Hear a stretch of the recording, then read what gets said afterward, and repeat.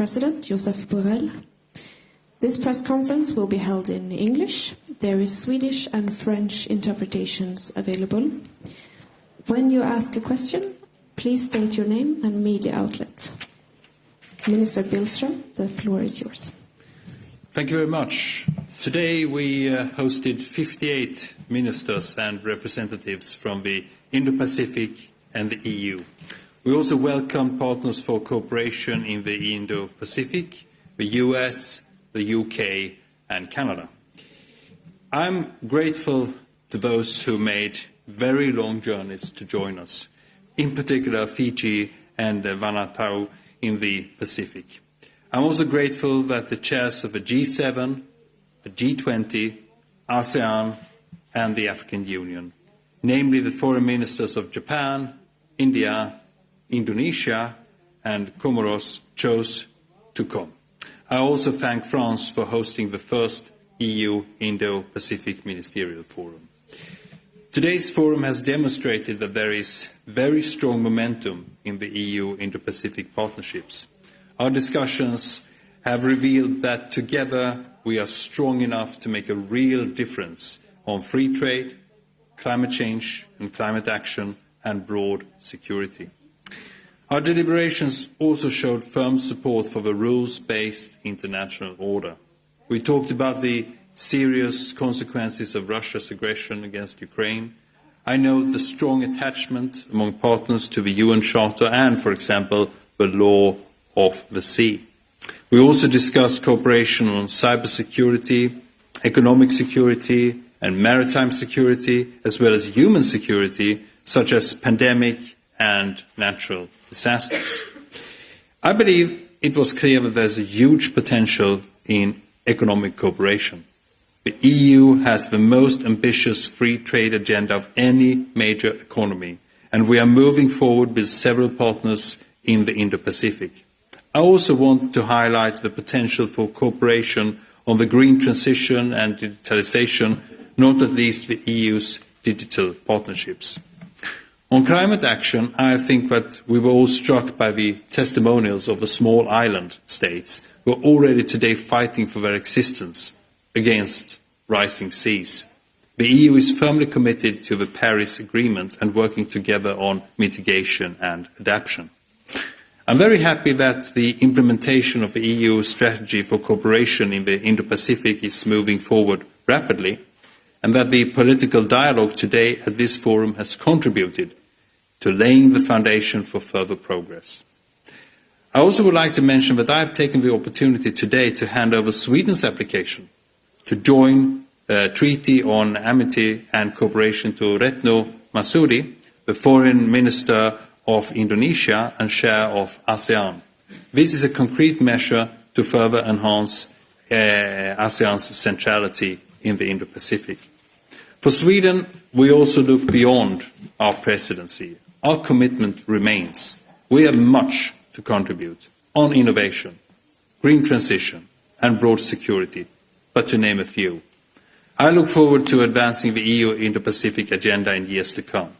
I now hand over to the High Representative, the Vice President Josep Borrell, whose work as co-host has been invaluable. Thank you very much, Josep. It has been so good cooperating on this project together with you and the Commission. Yes, it has been very good to be here. I thank you a lot.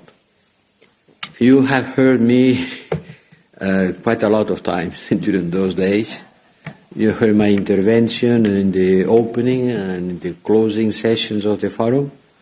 So I shall be brief, but I have to thank you. I have to thank the Swedish presidency and you in particular, Minister, and everybody. I know that tens of people, maybe hundreds of people have been mobilized, from the interpreters to the waiters to everybody who has been making possible this big event. I know by the experience that it's quite difficult, and you have been very successful on the organization of this forum. Well, you brought together 58 states, 58 participants, from the European Union and from the Indo-Pacific region coming from very far away. And this is a moment in which the forum is becoming something that is here to stay. The second edition, I think it has been more open to the dialogue. I remember last year forum took place just on the eve of the starting of the war in Ukraine. We were in Paris, and the following day the war started. And now 1 year the aggression continues, and I think it has created a different momentum, even for our relations with the Indo-Pacific people. Our relation reflects this new reality and maybe the feeling that the world needs more cooperation to face this challenging situation. Before launching the forum, by the way, our Indo-Pacific partners were receptive to Minister Kuleva, who had the opportunity to address them and convey concrete messages on the situation in Ukraine. And from our Indo-Pacific partners, I think that we heard a clear message of solidarity and a strong commitment to the United Nations Charter. The Indo-Pacific region and the European Union are neighbors. You would say neighbors? No, they are very far away. Well, we are neighbors. We are so interlinked that we are economically, certainly we are neighbors, and not only economically. From a geopolitical point of view, from the security point of view, we are very close. Cooperation between us and the Indo-Pacific must be a two-way relationship, and the Foreign Minister of Indonesia, when she claimed that they want the Pacific to remain Pacific, remember that the name Pacific was given to the Pacific by the Spaniards, who were surprised by quite calm the waters were, and they called that Pacifico, Pacific. Well, our neighbors from the Pacific want the Pacific to remain a space of peace. After the Second World War was the space of wars, proxy war, Korea, Vietnam. Now they want to keep the waters calm, as Pacific as they were when, for the first time, the Europeans went through these waters. Our friend Eno from Indonesia used a keyword, collaboration. I want to add another one, connectivity. We have to increase our connectivity. We have to get closer to each other, to listen more and better each other. We need concrete issues and concrete actions. And allow me to remember that we have already done quite a lot. We have signed partnerships and cooperation agreements with Malaysia and Thailand. We have opened new trade and investment opportunities, concluding free trade agreement with New Zealand, negotiating new ones with Australia, with India, with Thailand, with Indonesia, and with Kenya. We have established digital partnership with Japan, with the Republic of Korea, and with Singapore. By the way, today many address the digital divide and the challenges that represent the fact that being or not being digitalized means a new divide between people, new sources of inequality. The State Minister of the United Arab Emirates stressed the importance of fighting against the digital divide, and that's why these digital partnerships are so important. And also on security and defense, we are starting building concrete partnerships with many of the countries in the region, starting with Japan and Korea, because the European Union is also a security provider. We have to continue advancing on many fields. we have signed this comprehensive transportation agreement, which is an important part of our connectivity purposes. Operation Atalanta has extended its task from the coast of Somalia down to the African coast, increasing their cooperation with partners in the region. So we did a lot in this last year, and on the year that starts today, we'll do more. We have 20 priority projects of our global gateway that will provide the strategic investment in infrastructure in the region. And this initiative will be key to support our Indo-Pacific partners to face the existential threats posed by climate change, for example. So let's use this momentum, because certainly I felt that here in Stockholm it was a certain momentum. Maybe because the war is facing more challenges, and the war is something that affrights all of us. All of us, we want peace. And this has been a remarkable meeting. Thank you once again. Let's start continue working with this part of the world that will be the scenario of the history on the 21st century. Thank you. Thank you. Then we open up for questions. Yes, we have Swedish radio, please. Hi. My name is Naila Salim. I'm the South Asia correspondent for Swedish Radio, and I have 2 questions for the High Representative and Vice President, please. First one, so the topic of today is the EU-Indo-Pacific relationship and cooperation, and we have many representatives from the region, and yet Ukraine remains the big topic of today. Would you please comment on that? I understand. No, it's difficult for me to understand. If you put the micro closer. Oh, do you want me to say it? Oh, there is a. Look, there is a. Okay, again. Oh, perfect. Oh, so sorry. Naila Salim, South Asia correspondent for Swedish Radio. So the first question is that the topic of today is the EU-Indo-Pacific relationship and cooperation. And yet, and we have so many representatives from the countries here, and yet the main topic remains Ukraine. How do you comment on that? And the second question would be, what kind of concrete results have been achieved regarding China's enhanced position in the Indo-Pacific, which is a real concern for the countries there? Thank you. Well, no, Ukraine is an important issue, but I wouldn't say that this forum has been devoted to Ukraine. No, not at all. Minister Kuleva was invited. He addressed to the members of the forum, but I don't agree with you. We have talked about Ukraine, but marginally. We have been talking about Indo-Pacific relations. Certainly for us, Ukraine is an existential problem, and everything is related to Ukraine. But today, sorry to say, we haven't been talking only about Ukraine. In Spanish, they would say, niego la mayor.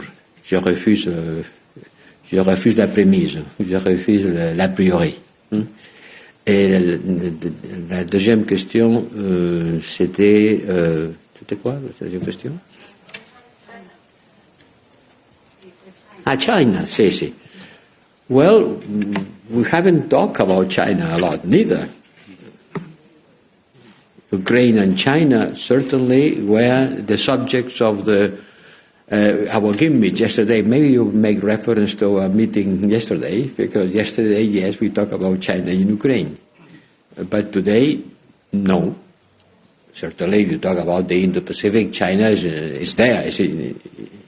But I don't see that we have been discussing a lot about China, at least not in the roundtable event. Maybe you have to make reference to our Foreign Affairs Minister yesterday. No? We will have another question then. Yes. Alexander Maxia, Agenzia ANSA, Italy.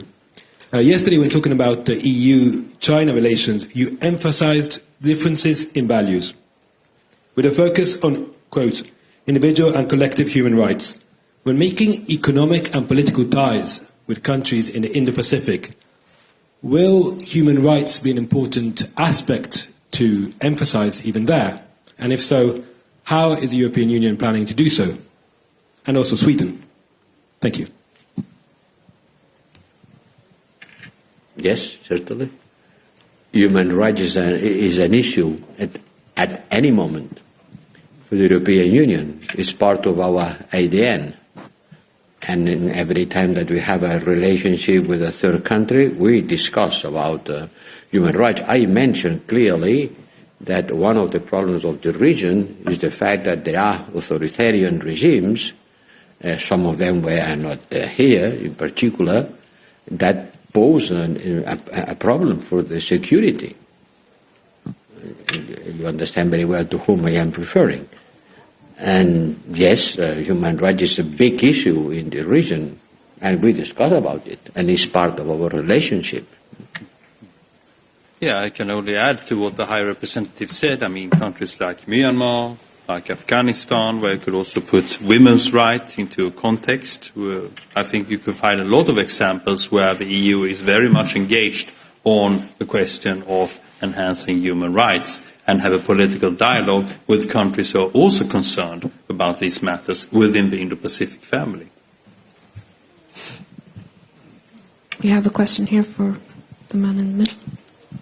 Hi, Finbar Birmingham here from the South China Morning Post newspaper from Hong Kong.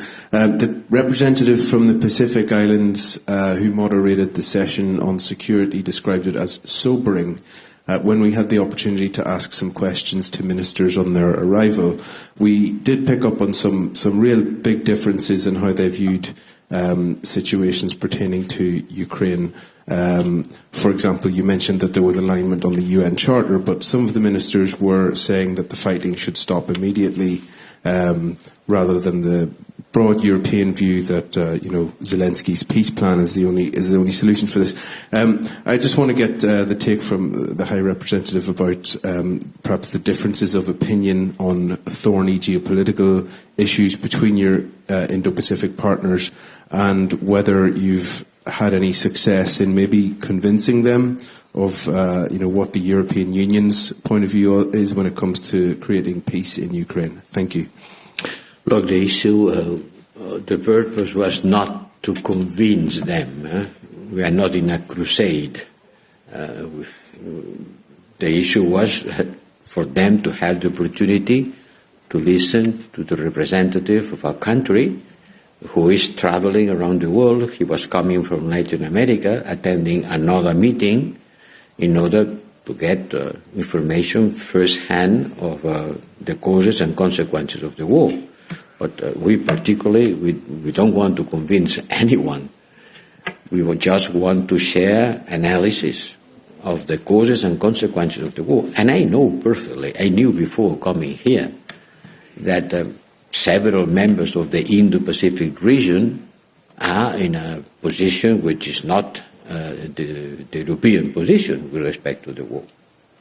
Clearly not. And I had the opportunity to exchange, for example, with my friend, the Indian foreign minister, about the prospects. He had been meeting recently with Minister Lavrov. This gathering is also an opportunity for us to share what do we know about what's going on. And unhappily, I think that everybody shares the same concern. And the concern is that the war will continue. And I can only add to what this is a serious concern that we share. No? Yeah. And everybody wants the war to stop. Yes, but it depends how. I can only add that the purpose, of course, of this was to create political dialogue between the countries of Indo-Pacific and the EU. And one of the most most prominent things when we talk about this is the fact that everybody underlines that peace is a requirement for prosperity. Without peace, there cannot be prosperity. And from this follows that the fact that all countries I've heard who have taken the floor has underlined their respect for the UN Charter is a very strong testimony to the platform where we all stand. The fact that Minister Kuleba had the opportunity to also engage in dialogue with many states, both at the table but also in bilaterals, is also a way for us to enhance our views. The views of the European Union are well known. The High Representative have many times outlined them, how we feel about the war, but engaging in dialogue is the only way forward with countries who are not yet fully committed on the same side where we are. Thank you. We will take a follow-up from Swedish radio. That's the end? No? Another question? Yes, please. For sure. It's the last one. So a follow-up question. I'm wondering about how you can discuss the Indo-Pacific without China and the importance of an inclusive dialogue to get a political dialogue and move forward. We can perfectly discuss about Indo-Pacific without China, which is the problem. In fact, we have been discussing about the Indo-Pacific. Each, cada momento, I think I'm escaping to Spanish, each moment has its opportunity. There are places and moments to discuss with China. Very true. That concludes our press conference for today. Thank you so much for coming, and thank you to the Había interpreters. alguien allí que quería preguntar. I don't want to frustrate anyone. I think that you were also willing to... So we will do a final question. Thank you. Nicholas Rolando from Bloomberg. My question was a bit on the same track as Naila Salim's, on where does China fit into this? Because obviously it's the elephant in the room, and it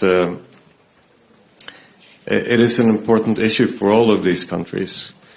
And the EU strategy says that it's a partner, an economic competitor, and a systemic rival. So where does China fit in this discussion? Is this about building Europe as a stronger alternative to China in the region? No, we don't have this ambition. It would be completely out of question being an alternative to China. No, look, the Indo-Pacific is a broad region that goes from the coast of Africa to the coast of the US, with the middle of islands and the 50 countries. We have been now 60 countries 58. gathering together. I think that we can discuss about a lot of things without having China. It doesn't mean that we don't count on China. It's impossible not to count on China. But there are places in which we can discuss about our common interest without having to have China among us. It doesn't mean that we neglect China. That doesn't mean that we want to substitute China. It doesn't mean anything about China. But there are moments in which the Indo-Pacific region, which exists, and the European Union, that also exists, that we have links, we have complementarities, we have common endeavors, we have common projects. We work together to discuss about it. No? I don't see where the problem is. And I can maybe also add that the invitation to this, or the invitations in plural, to this Stockholm Indo-Pacific EU Indo-Pacific Ministerial Forum, that reflects the invitation for last year's Paris meeting. It's the same kind of group that has been invited. And as far as China is concerned, well, the EU already had a set of dedicated dialogues and structured relations with China on a variety of subjects: trade, climate, development, human rights, not to be fisheries, ocean governance, etc. And that takes place at various institutional levels. The member states have a dialogue. We have a strategic dialogue, and we also have a high-level dialogue with China. We don't lack dialogues with China, I would like to say, from the EU. But on this, in this setting, just as the High Representative said, the aim has been to engage with the countries of the Indo-Pacific, and there have been many, as we have seen. But there's nothing against China. The fact that China was not here is nothing against China. Thank you. Thank you. Thank you so much.